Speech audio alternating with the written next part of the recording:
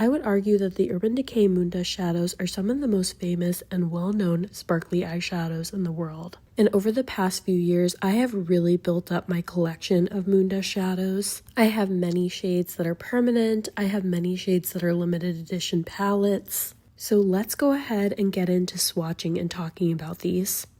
First, we have a new palette called the Iced Out palette.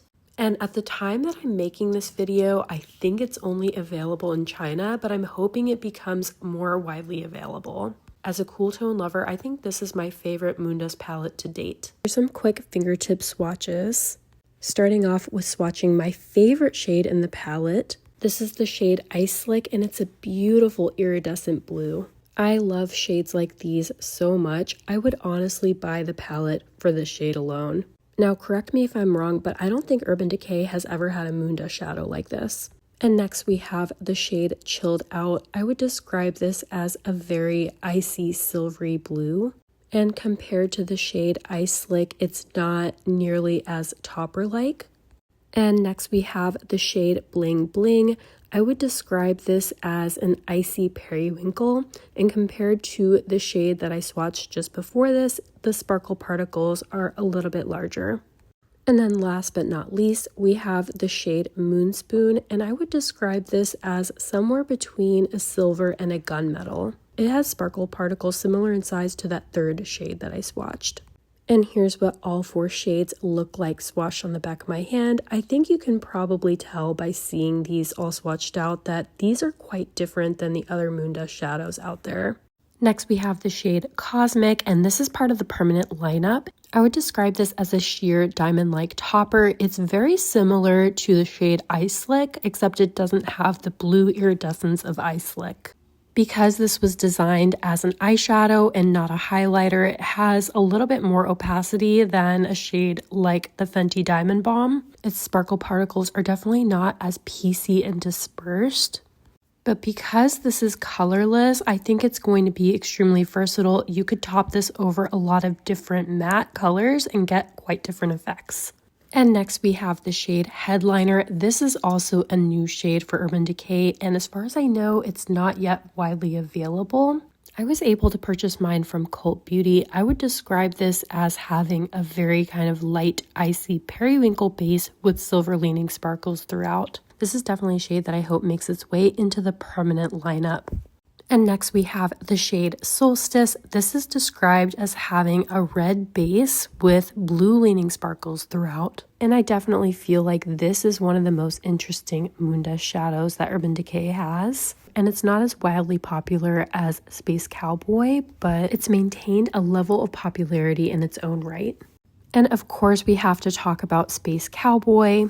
This has remained a cult classic from Urban Decay, and I was trying to think about why it is that this shade is as wildly popular as it is. I think it's because the sparkle in this shade is particularly ethereal. On me and my skin tone, you honestly can't really see the base pigment in this shade. So really on me, it's just a wash of ethereal, elegant sparkle. And on me, you don't have to worry about a white cast like you do in a shade like Cosmic. And next we have the shade Diamond Dog. Fun fact about this shade, it was previously existing and then brought back this year.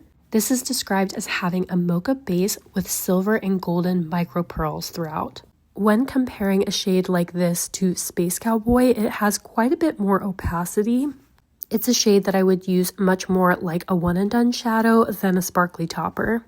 But in my opinion, this is one of the more sparkly Moondust shadows that Urban Decay has. Next, we have the shade Lithium. This is described as having a brown base and silver sparkles throughout. This shadow is actually quite similar to Diamond Dog, maybe not quite as deep as you'll see in my side-by-side swatches.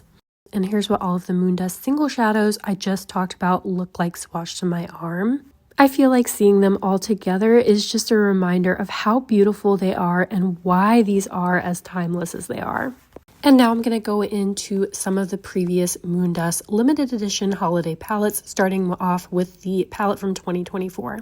I know this isn't available anymore, but I really wanted to create a reference resource. I think it's helpful to see prior shades that have launched, and these palettes actually come out every year. So of course I'm eagerly waiting to see what palette they come out with this year. First, we have the shade Space Cowboy Rides Again. This is very similar to the original Space Cowboy, but it's a little bit sparklier and also slightly more opaque.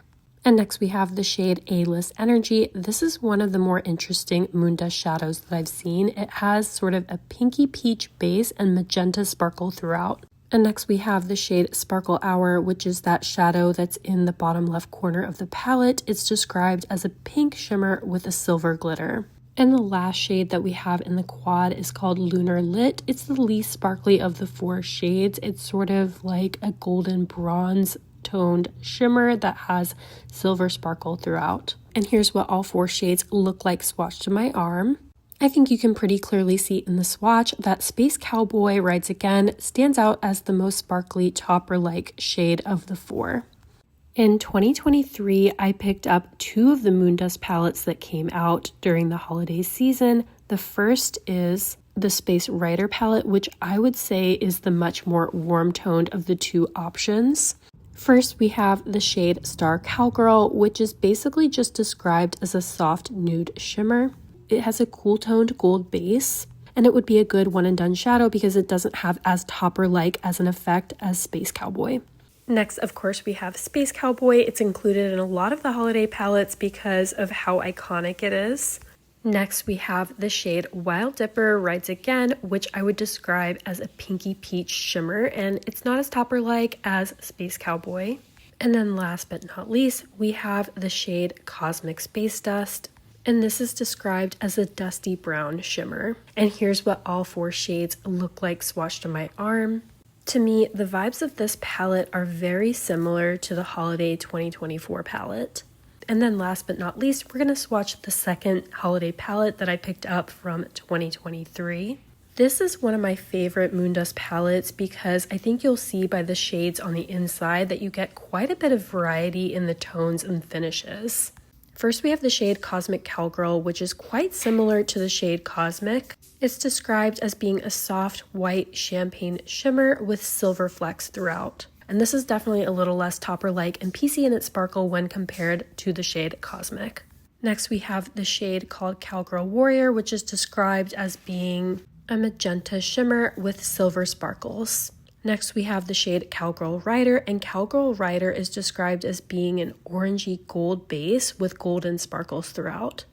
And then last but not least, we have the shade Emo Cowboy, and this is my favorite shade in the palette. It's described as having an icy blue base, and it's got blue and silver sparkles throughout. And here's what all 4 shades look like swatched on my arm. I think compared to all of the palettes that I've shown, you get the greatest amount of variety in this palette, which is why it's one of my favorites. The Iced Out palette edges it out because I, in particular, just really love cool tones. And the last thing I thought I would do is group all of the swatches into color families. This was actually a lot harder to do than I thought it would be, but these are the more kind of blue-toned shimmers. These are the more silver-leaning shimmers. This category was actually really hard to fill out because Urban Decay doesn't really have too many of these silver-leaning shimmers. These are the more golden and golden champagne leaning shimmers. I should also mention that all of my labels are meant to be from the wrist down. These are the more bronze and bronze metallic leaning shimmers. I found that the shade Solstice was one of the hardest to categorize, which is honestly why it doesn't fit in super well with this category. And then last but not least, we have the pinky tone shimmers. I found it a lot of fun to go through and swatch all of my Urban Decay Moondust shadows. I think if I could leave any critique, it's that I really hope to see Urban Decay branch out to do a wider variety of shades. In particular, it'd be really great to see them do some dark and moody shades, some green and purple tones, just to pad out the range in general.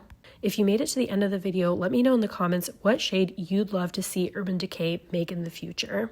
Thank you so much for watching, and I'll see you in the next video.